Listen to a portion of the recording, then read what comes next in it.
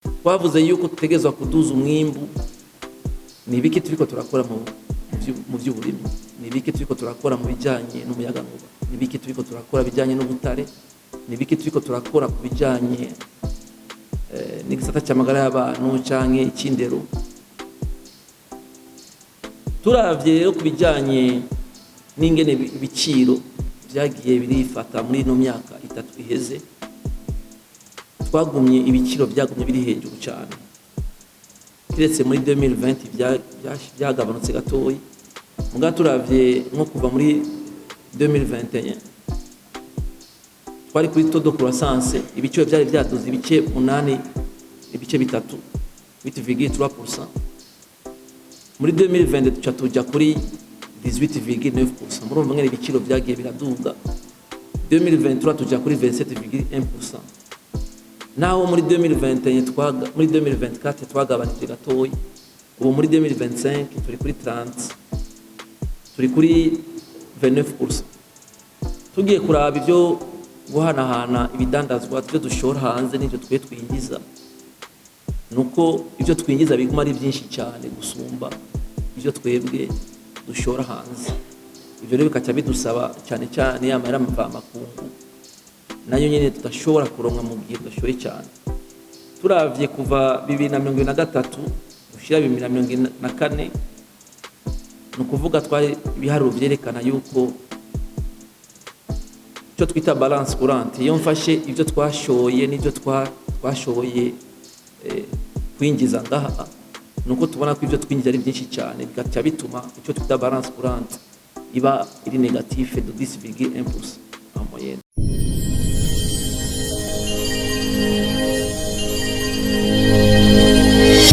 Priorité stratégique tuba twayaganiriye muri leta, mugabo tuba dukeneye kuronka n'intererano y'iwanyu kugira turabe yuko byo twakoreye komeze neza. Igice cya nyuma rero kica cerekana la gestion des risques budgétaires, kuko ibyo turashobora kubipanga muga tuterekanya ama risque tuce dushiraho n'ama mesure twofata mu gihe bitagenze nkuko twategeza kugira, nabyo nyine turabishiramo. Rero mu gice cya mbere rero cerekana le contexte macroéconomique, turerekana uko ibintu byifashe uno munsi n'ivyagiye birahindagurika, tukerekana n'ibiko birakogwa uno munsi muri budget, tukaja twerekana rero n'imyaka 3, ama tukaja dushimikira cyane kuri bya bisata bigwiza umwimbu twita secteur réel, tukaja twerekana ingene tuzohanahana ibidandazwa byaba byo dushora hanze canke ibyo dukura hanze na twebwe muri secteur extérieur. Amacha tukatwerekana igisata kijanye n'amafaranga muri secteur monétaire, kuko byose bishoboka yo le secteur monétaire nayo itumanije neza. Ngiye rero muri yo chapitre ya mbere ivuga le contexte macroéconomique, cyemvuga ku bintu kijanye na secteur réel. Inkuru nziza dufise nuko les prévisions za croissance kuri iyi myaka 3 iheze kuva 2023 gushika muri 2025, naho twagiye turahura n'ibibazo bitandukanye, turashoboye gushikana taux de croissance ya 4% kuva 2023 gushika 2025. Muri uno mwaka wa 2025 ko dutabla kuri taux de croissance ya 4,7. Turabona ko turiko turatera intambwe, mu gihe muri 2024 twari kuri 4,1%. Si byinshi cyane, muga turabona yuko tutariko turasubira inyuma, naho twongereza ko bukebuke. Ibyo rero byekaba byavuye hanini mu bisata bitandukanye by'igihugu. Tugiye kuraba nk'iyo 4% hizana na hanini wasanga igisata kijanye n'amaservice secteur tertiaire aricyo cyazanye byinshi mw'intererano, kuko icyo gisata cyaduze ibice 5 n'ibice 7 kwijana. Hanyuma igisata cy'amahinguriro ibice 4 bice 4 birenga, hanyuma n'igice kimwe mu by'uburimyi n'ubworozi. Aha icyo nshobora kuvuga kimwe kitameze neza nuko igice gifise abantu benshi bagikora mu cy'uburimyi n'ubworozi, murabona ko cyaterereye cyane, kandi aricyo dushira mu buryo bwinshi cyane. Kuko ko turiko turaba ibyagiye mu maserivisi aribyo byazanye byinshi, tukaraba muri secteur secondaire, muga l'agriculture na élevage kazana igice kimwe, haba hari ikibazo. Ni ukuvuga yuko aho twategeza gushira ingufu nyinshi siho twarazisizemo nyinshi cyane, mugabo nta musaruro byazanye. Byasaba rero yuko ibyo tuza gutegekanya turaba ibitagenze neza n'ibiye kugira dushoboye guhindura. Turavye rero kubijanye n'ingene ibiciro byagiye birifata muri no myaka 3 iheze, twagumye ibiciro byagumye biri hejuru cyane. Kiretse muri 2020 byagabanutse gatoyi, muga turavye nko kuva muri 2021 twari kuri taux de croissance, ibiciro byari byaduze ibice 8 ibice bitatu 8,3%. Muri 2020 tuca tuja kuri 18,9%. Murumva ngene ibiciro byagiye biraduga. 2023 tuja kuri 27,1%. Naho muri 2021 muri 2024 twagabanije gatoyi. Ubu muri 2025 turi kuri 30, turi kuri 29%. Turacari hejuru cyane kuko ibyo twemeranije mu karere ngaha muri EAC kirazira yuko ibiciro birenze ibice 8 kwijana. Byaraduze, ibyo tuko turakora byose ariko kugira turabe yuko ibiciro bigabanuka, ko biragira ingaruka ku buzima bwa bene gihugu mu gihe imishahara itaduze. Tugiye kuraba ibyo guhanahana ibidandazwa byo dushora hanze n'ibyo twe twinjiza, nuko ibyo twinjiza biguma ari byinshi cyane gusumba ibyo twebwe dushora hanze. Ibyo rero bikaca bidusaba cyane cyane yamara mvamakungu nayo nyene tugashobora kuronka mu gihe dushoye cyane. Turavye kuva 2023 gushira 2024, no kuvuga twari ibiharuro byerekana yuko cyo twita balance courante, iyo mfashe ibyo twashoye n'ibyo twashoboye kwinjiza ngaha, nuko tubona ko ibyo twinjiza ari byinshi cyane, bigaca bituma icyo twita balance courante iba iri négatif de 10,1% en moyenne. Aho ni moyenne, muga dufashe 23-24 yari kuri moins 14,5%. 2024-25 yari kuri moins 4%. Yaragabanutse gatoyi muri 2025 yari moins 8,2%. Twifuza yuko muri budget 26-27 tuyigabanura gute? Ni mu gihe tudugije iyo dushora hanze. Hama kubijanye n'amafaranga cyo turi secteur monétaire, amafaranga muri BRB masse monétaire iba iri en circulation. Nuko ayo mafaranga ukwangana yaraduze ibice 25 birenga kwijana. Aho muri 2023 amahera yari en circulation yari 4,921 milliards. Mugabo 2025 tuja kuri 7,325 milliards. Ayo n'amafaranga BRB yinjije. Iyo si inkuru nziza mu gihe amafaranga yongerekanye muri ekonomi, umwimbu utaduze. Ko tuca tusanga dufise bikeyi tuza gusuma, muga dufise amafaranga menshi, nibica bituma rero ibiciro biduka. Kuri no budget ya 25-26 rero naho twashuye kuyaduza, yaduze ibice 17 n'ibice 5 kwijana. Mu gihe twabonye yuko byari byaduze cyane 27,7% umwaka uheze. Naya ma politique de restriction turiko turashiraho kugira tugabanya amaransikirasiyo mu gihe umwimbu utari kuraduka, ama bica bituma n'ibiciro bigabanuka. Amavyo dutegekanya gukora rero en terme de perspective, nuko ma projection yacu tuyakora dufatiye ku ma hypothèse afatira kuri no situation duhejeje kubereka nk'igicapo ko hari byo dufise twabonye bitameze neza, nibike twokosora kugira tugire dusubire kuri situation twoyoba imeze neza. Ko murazi yuko dufise ya programme de stabilisation macroéconomique, duhamagarirwa kugabanya bya déficit budgétaire, le taux d'inflation, différencier les taux de change entre le marché parallèle et le marché officiel, tukayigabanya. tuca tuyifatanyamo rero gutegura rino budget rero. La situation actuelle murazi ko itameze neza kuko ama indicateur amwe ari rouge na bivuze kuri taux d'inflation nyene yari hejuru ya deficit kaba ari hejuru. Nk'ubu muri le budget revisé twatanguye na budget initial yari mu 400 milliards arenga, muga muri budget revisé twari kuri 325 milliards. Ubwigoro bwagiye burakogwa kugira ugabanye deficit. Taux d'inflation murabona ko kuva mu kwezi kwa kane k'umwaka uheze yari kuri 45,6%. Muga no munsi tuvugana twabonye kuri 29%. Turabona ko turiko yagenda neza. Le différentiel de taux de change yari mu 8000, muga murabona kuri munsi ya 6000. Twatanguye avec le différentiel à plus de 150%. Muga ubu iri munsi ya 100%. Muga urugendo ruracari rurerure ibitegeza gukorwa. Rero mu perspective yose turabiraba situation imeze gute no munsi, hanyuma tukaca turaba les orientations stratégiques du gouvernement. Orientation stratégique do gouvernement no munsi nuko twifuza ko uburyo bwatororokanijwe bukoreshwa à la base duciye muri ino reforme administrative iriko irakorwa.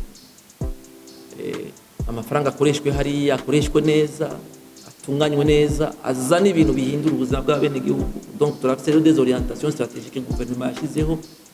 Hamivyo byose rero bikaca byerekana ko hazoba ina amélioration globale y'ama principaux indicateurs macroéconomiques.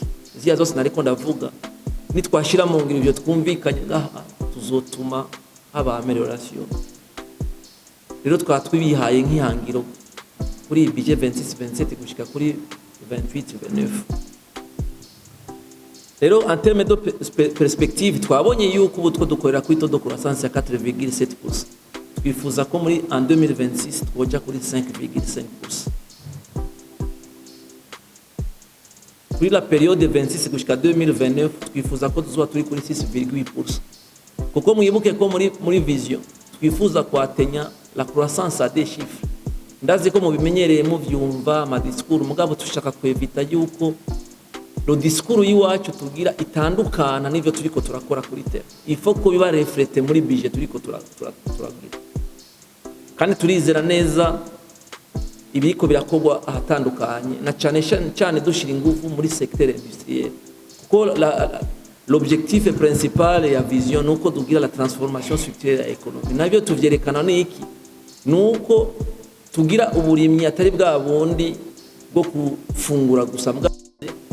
Hariho ligne yaguma igaruka chaque année les mêmes montants. Abakora muri commission finance barabizi. Na effort nimwe yakogwa kugira tuze kuraba yuko amahera twashyize ku malinye budgetaire kubijyanye n'imishahara ahuye n'ibyo dusanzwe dufise mu bakozi biwacu. Kenje baje icyo kibazo bace batubwira ngo harabaye ama mobilité. Mugabo gacu usanga rero iyo tuzanye ya raporo ngaha ugasanga rero ligne yagize 200% ya consommation muri salaire, iyindi nayo kiri kuri 0%. Ubu rero tuko turakora un travail conjoint avec tous les chargés des ressources humaines kugira dushoye gushira abantu bose mu bibanza byabo. Iyo rero ikidupermeta kumenya l'impact budgétaire izova kuri mise en œuvre ya politique salariale équitable. Ko niyo kidupermeta kuca dushira ko manale mu gihe abantu babaye kote neza mu ma institution à statut spéciaux ko murazi ko batararonka amahera n'ubu kubera donc bitaratungana.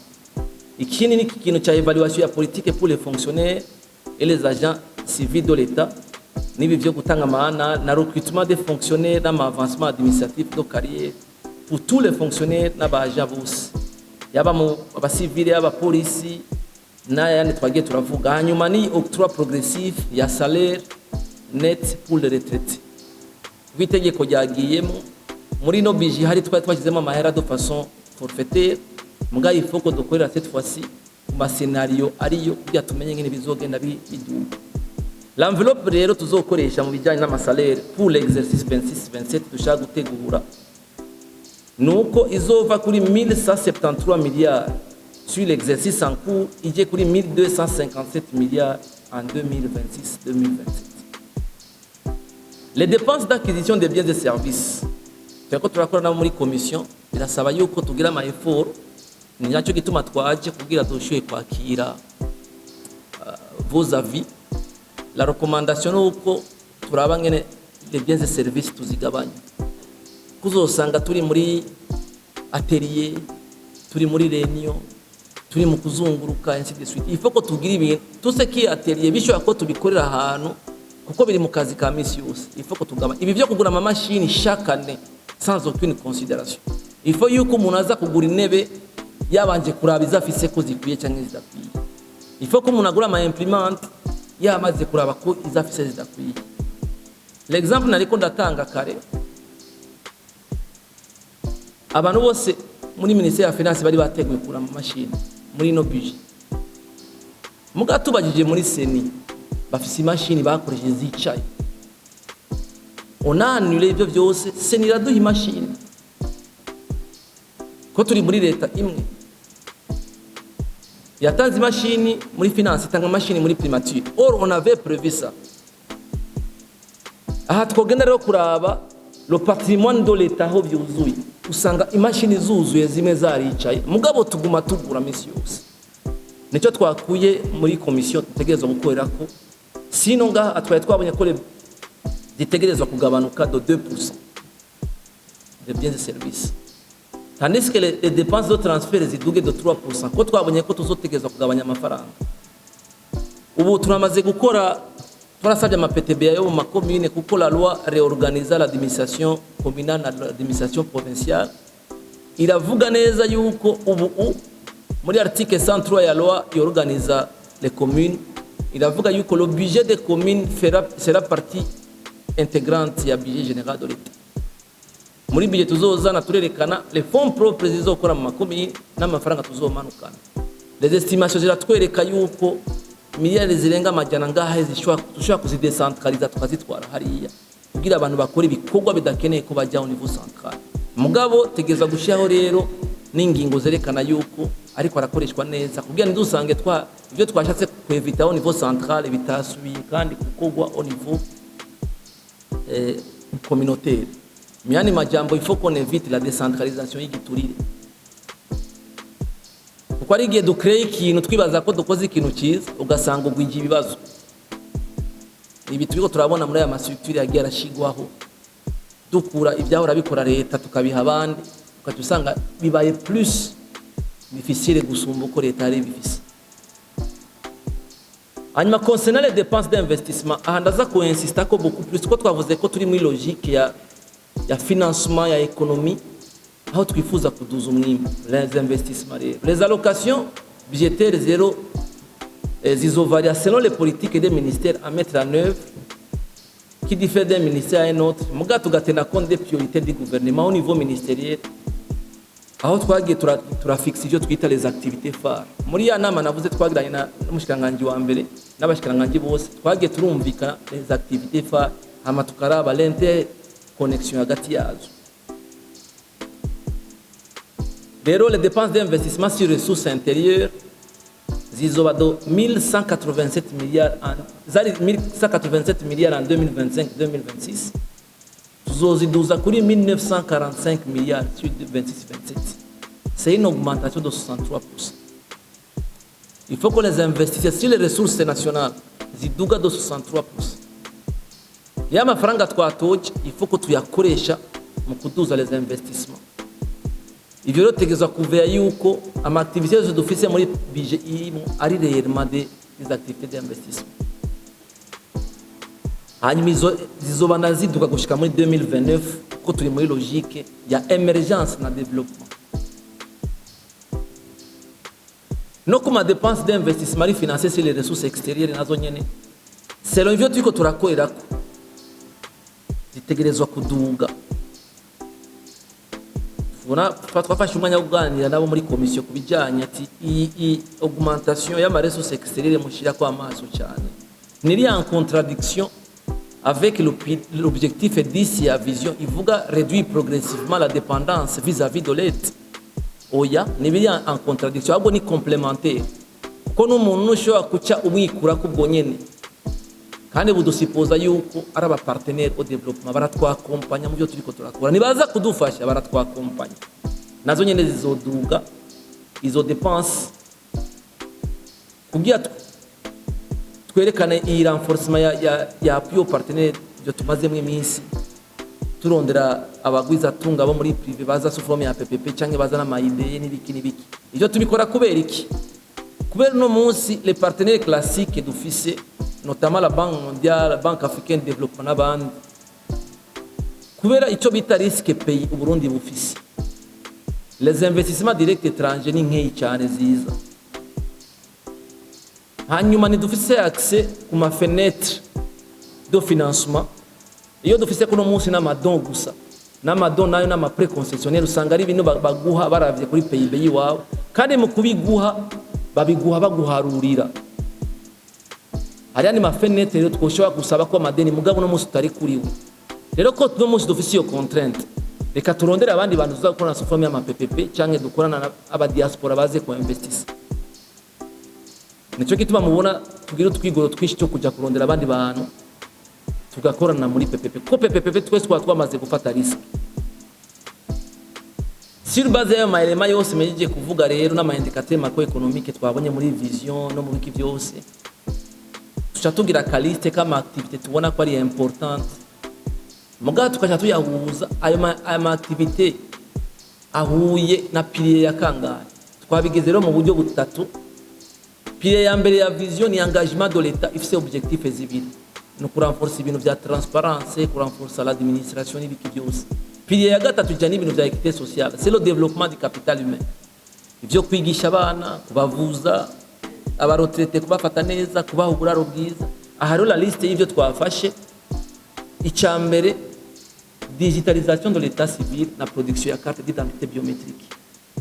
Ati kubera iki mwatangure ko ico kintu? Sans la maîtrise de la démographie, nta kimwe twoshobora gukora. Uno munsi hageze yuko du planifia le nombre de vaccins des enfants de moins de 5 ans tuza gushira mu makomine. Usanga kenshi tudafise ibiharo dukorera ko bimeze neza. Ko twakoze recensement 2024, tuca dukira des projections. Si les hypothèses zitameze neza, les projections ziba zimeze neza. Muga dufise carte d'identité biométrique ni état civil imeze neza. Bizodupermeta kumenya les moins de 5 ans biyongereye ko par rapport au mwaka uheze bangana gute. Hageze ko planifia les vaccins bica byoroha. Ncandaba bageze kuja kwishura la même chose. Aho ndiko ndavuga muri engagement de l'État ko c'est l'amélioration des capacités institutionnelles ni objectif ya kabiri ya vision. Nico gituma twamanuye hariya hasi état civil muri zone. Kuko muri zone bafise ibitabo bine, bafise igitabo cy'ama naissance, bafise cy'ama mariage, cy'ama décès n'ikindi cya autre. Mu kubaka amazone c'était ça la logique. Kubera ko no munsi twifuza yuko amazone yose abafise amatara. Ni kugira duherekeze ivya état civil. Mugabo bica biducikira ikintu kidupermeta kugira planification nziza.